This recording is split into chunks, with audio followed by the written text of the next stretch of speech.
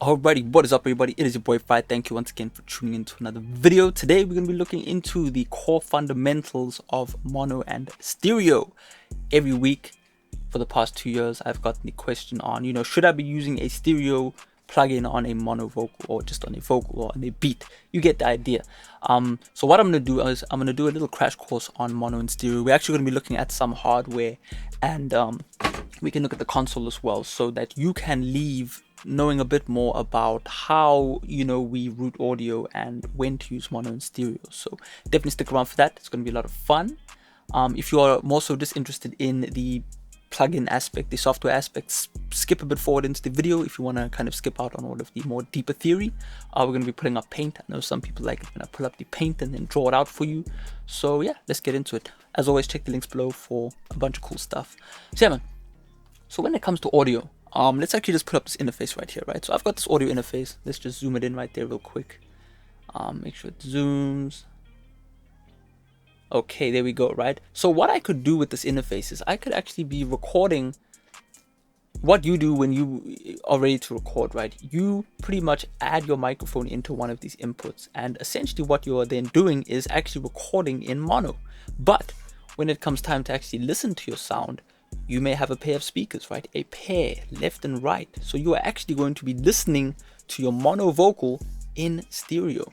Okay, so always think of your main mix bus or your master channel as stereo, but sources within your mix could either be mono or stereo. Okay, that may come off a bit complicated, but at the end of the day, it's quite simple. When you record, you're recording a singular microphone with a singular voice into the door, just like how I have. So for example, right here. Ice, lemonade, my neck was dripping. Yeah, lemonade in my cup since sideways. So this main vocal is mono, right? Why? Because there's only one channel that fills up both the left and the right channel, right? But where things get complicated is when you, for example, open a door like FL Studio, by default, all tracks are actually in stereo. So this is where a lot of people get confused and start to see, why have I pulled up a stereo de-esser, but the vocal is mono? It doesn't really matter in that instance, right? It only starts to matter when you have added a stereo sound to a plugin or you have a stereo source. So let's just say, for example, I wanted to record a piano, but I didn't want to record it in mono. I wanted to record it in stereo. What would I do? I would pull up two microphones, aim it at the piano, and then I would actually hard pan the tracks left and right. So for example, like here we have two mono background vocals panned to create a stereo pair of vocals. So if we were just to listen to that real quick, so let's just mute everything else besides the two background vocals. Everything is moving slowly, chop off the roof so everybody knows me. There you go, right? We have essentially taken two mono vocals and created a stereo pair. So if I was to mono these in, for example, or actually what we can do is I've added a plugin on here, which is a mono channel, right? A mono channel strip. And I'm just going to enable the mono button and then listen to how the sound changes of this stereo sound. Everything is moving slowly, chop off the roof so everybody knows me. So what I've done right there is essentially sum down a stereo signal to mono. Now this is kind of working backwards when we are mixing music. It would be the equivalent of me taking these two channels, and if you look on the console here, and sending them through one mixer track. This is a mono mixer track. As you can see, when you look at a mixing console, we have here 8 channels. If you counted each one of these slots, we would have 8 channels, but in essence, we have 4 stereo pairs, right? 2, 4, 6, 8. That means that we could actually put here 4 stereo tracks, essentially, right? Every channel needs a left and a right in order for it to be stereo. So hopefully that makes sense. That's kind of the easiest way that I can summarize it. But again, it gets even more complicated. So for example, okay, now let's hit up here. So we'll actually have 2 categories right here. We'll have mono and then stereo, and then we'll actually just, for simplicity's sake, just kind of summarize the differences. So we can have mono right here. Actually, let's just do this. I'll need quite a bit more space, so let's kind of go to there. Okay, so let's just say we had our mono section. Okay, we'll kind of create 2 categories of different elements within a mix, which could either be mono or stereo. Okay, so over here we'll have team mono, and over here we'll have team stereo. Okay, so things that could be mono. for example, we could have a vocal, right, times 1, just one vocal, okay, could be mono, right? As I'm speaking to right now, I'm speaking to through a mono input, but we're listening to my voice in stereo on YouTube, right? The final mix will be mono. So we can have a singular vocal that could be mono. We could have a kick drum on its own, just a right, could be mono, a mono sample. We could have a snare drum on its own that could be mono, right? This is why it's important to try and mix different types of music, because that way you can actually start to see what is mono, right?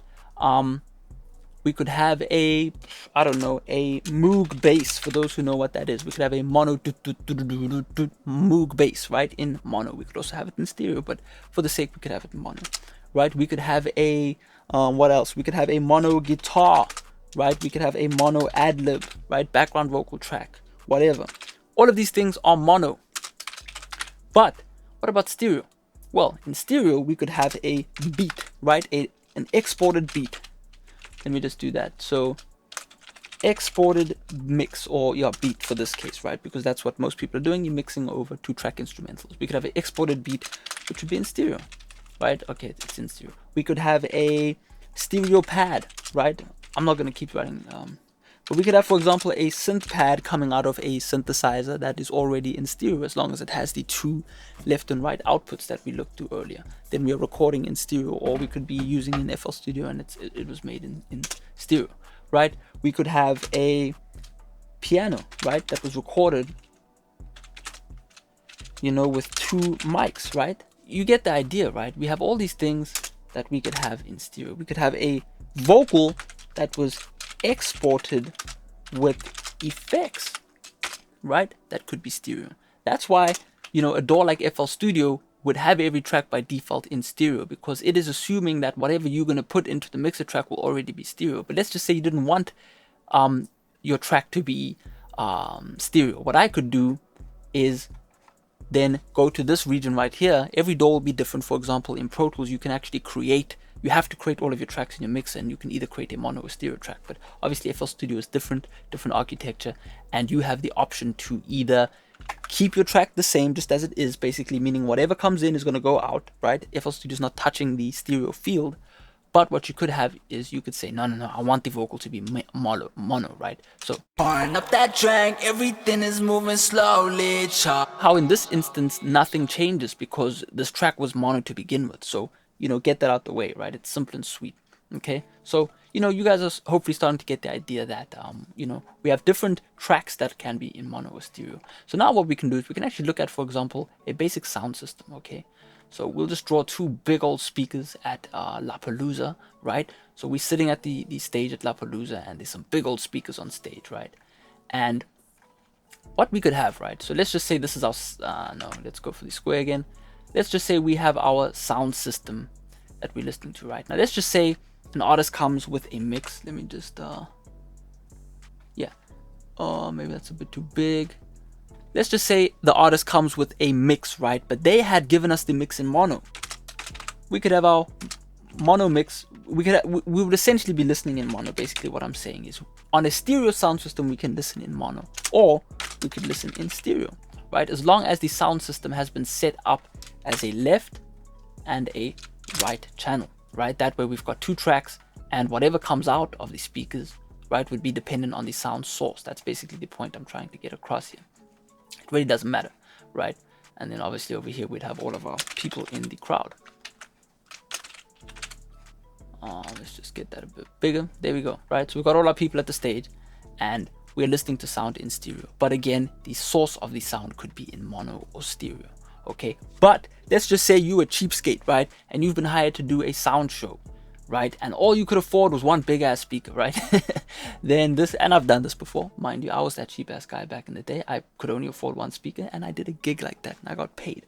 So it doesn't matter at the end of the day, right? I was a cheapskate that night, and I decided to have the whole night was just in mono, right? The whole night was in mono, and everyone had a good time, but I just had one speaker. And essentially everything that night was in mono, because of the fact that we only had one speaker. So everything would naturally be mono.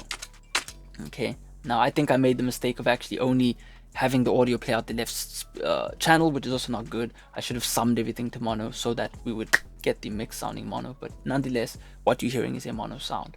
Okay, so there are two different schools of thought here, right? We can have our traditional 2.1 sound system, right? You can have 5.1 sound systems, right? Some people like to put lots of speakers in, but for the sake of this video, stereo, right? So hopefully this should make sense. This is the best I can give you when it comes to correctly kind of identifying different sounds. And obviously everything together, so screenshot that if you like. Everything together in a mix can look like this, right? So for example, we can have the mono elements in a mix, right? So let's just say, you know, we have the middle of our mix, and then we have all the elements that can sit on the side of our mix, right? So let me just try to get the proportions right. Damn it. There we go. That's good enough, right? I'm a bit of an OCD guy, but you know, all the elements we could have in mono in our mix could be, again, a kick, right? We could have the snare be mono. We could have the hi-hat be mono. We can have the vocal be mono. We can have a double in mono, right? But what else we can also have is we could have, for example, a piano be in mono. We could have the synth pad be in mono. We could have the, I don't know, whatever else, right? The background vocal. So I'm just going to write BG vocal left in mono, right? And all of these would be on the left channel. My bad, I should have done that. And then on the other side, we would obviously have the piano R. We would have the synth pad R. And then we would have the BG vocal R. And what we'd end up with is our stereo mix, okay? All of these things together would allow us to hear our mix all in stereo. And us having a solid foundation in mono would then allow us to kind of hear elements in the middle of the mix and hear elements on the sides of the mix, right? So yeah, this is getting a lot more philosophical than mixatorially, but this is all needed, right? So let's listen to our track right here. We'll listen to it a little bit, and then we'll start to identify the stereo elements in our track.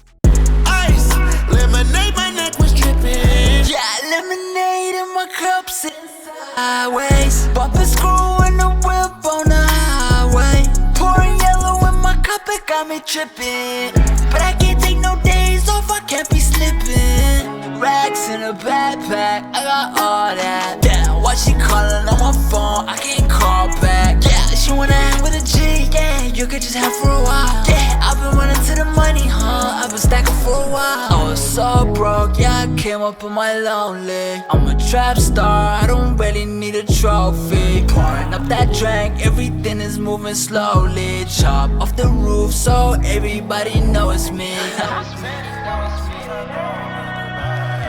Alright, so hopefully now, as you were listening to that, you started to really kind of decipher what was mono and what was stereo in the mix.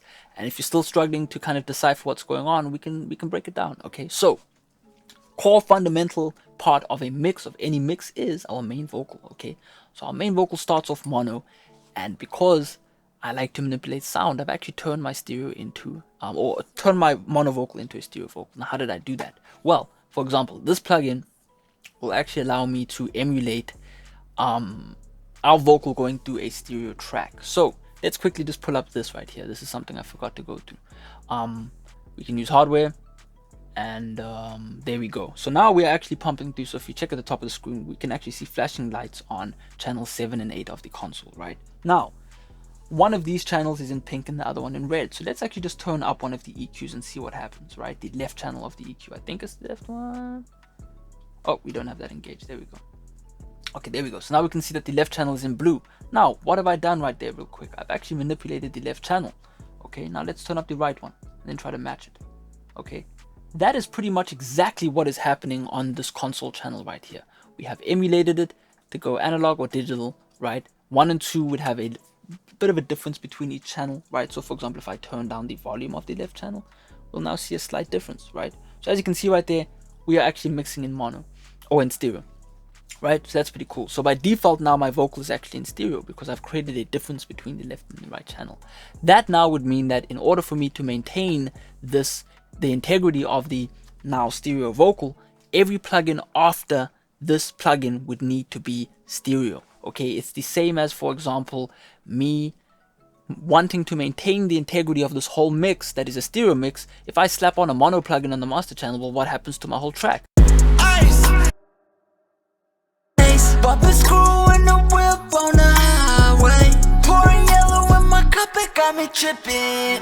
But I can't take no no days off, I can't be slipping. Right, as I said again, it would be as if I'm pulling the whole mix to one channel. That's not what we want to do here. Same thing goes for example, I've got the stereo reverb. Now, I don't want to add a mono plugin after this reverb because all it's going to do is mono the reverb, which is not what I want in this instance, right? So for example, if I was to add a mono plugin, so where's a mono plugin? Mono compressor, do I have one? No, let's just go for the channel, right? There we go. This would turn everything that I've just done into mono.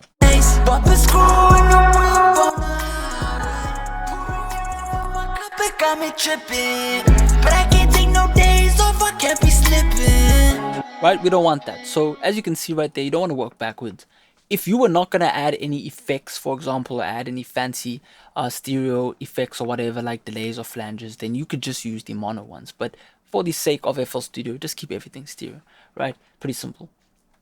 So yeah, you know, again, let's try and categorize some mono elements, right? All of these vocals were mono until we manipulated them. And once we manipulated them, we want to retain stereo information, right? As you can see, we've got doublers and stereo widths and all these things. I don't want to add a mono plugin after this because all it's going to do is ruin the stereo imaging that we've done, okay? So all of these vocals were mono until we manipulated them. The beat was stereo because the beat has a stereo guitar in it. It has the hi-hat pan slightly left, right? It's been manipulated with. And all of the effects are generally going to be in stereo if I want them to be, right? Again, I could say I want a mono flanger for some odd reason and then stereo this in or mono it in, my bad, and have that be a mono effect. So for example, here we've got parallel compression. I want that to be in mono because I wanted a bit more kind of tightness in the middle of the track, right? So, you know, that should hopefully answer your question in regards to that. What I can do before we actually end the video is kind of just look at what things look like within the stereo fields. Let's just pull up our Ozone Insight 2. And what we're going to do is we're actually going to look at this sound field meter right here. Now this is important to look at when you are mastering a record, just to make sure the left and right channel are good.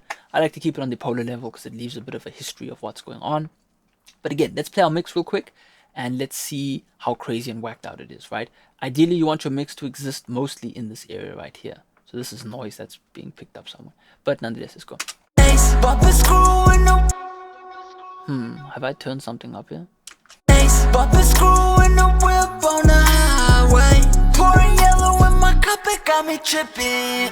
But I can't take no days off, I can't be slipping. Racks in a backpack, I got all that. Damn, why she calling on my phone? I can't call back. Yeah, she wanna hang with a G, yeah. You could just have for a while. Yeah, I've been running.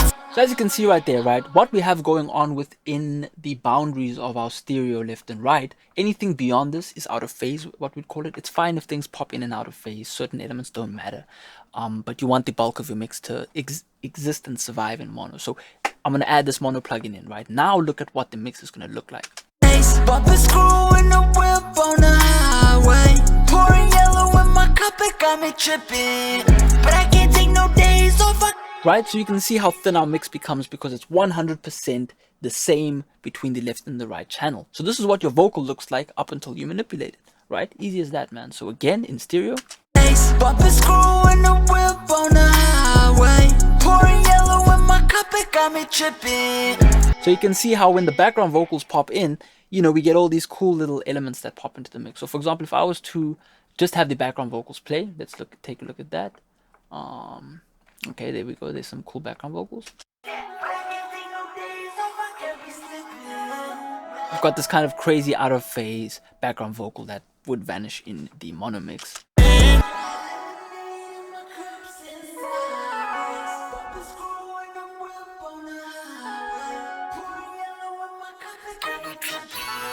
So you can see how those elements were made to only really exist within the stereo field. Let's listen to these background vocals. Everything is moving slowly, chop off the roof so everybody knows me. It's absolutely crazy, right? Once we bring back in the main vocal, we'll see a lot more of a presence in the midfield. Pouring up that drink, everything is moving slowly, chop off the roof so everybody knows me. Right? Beautiful stuff, right? So again, let's listen with the beat. Pouring up that drink, everything is moving slowly, chop off the roof so everybody knows me. But again, if I was just to have the vocals play in mono, Pouring up that drink, everything is moving slowly. Chop off the roof so everybody knows me. You barely hear any effects. So yeah, man, that should pretty much summarize as much as you need to really know about mono and stereo. I can do another video on making sure that you have phase coherent mixes. That's probably course worthy because it's quite a lot to go through. But yeah, that's pretty much all I can show you. Again, if you just want to screenshot this, you know, you can have your elements pan left and right, but the bulk of your mix wants to exist within the mid channel. So yeah, man, hopefully that helps. Definitely, there's a video which I'll try and find, which I'll link below if I remember. Basically, it goes over the perception of sound and how you can manipulate sound to put sound in different regions within your stereo field to get a much more fun sounding mix like this one right here. You know, there are all sorts of different elements that pop in and out that add value to the song by animating the track, right? If everything was just mono, the track would sound incredibly boring. So, you know, hopefully that answers your question. You know, use mono plugins up until the point where you add a stereo effect. So for example, after I added this delay, I didn't use it in this instance, but let's just say after I added this instant flanger, everything afterwards has to be stereo. So you can see how, you know, again, this L1 is stereo because it's grouping all of the background vocals that have stereo elements in them. Last time I'll summarize it. Okay, I'll check out next time. As always, check the links below. If you want to see how I made this full vocal effect, it should be in the description. This is the melodic rap vocal effect. Check out my vocal recording course, vocal mixing course, and vocal enhancer, all for FL Studio. Hopefully you learned something. I'll check out next time. Stay well. Peace out.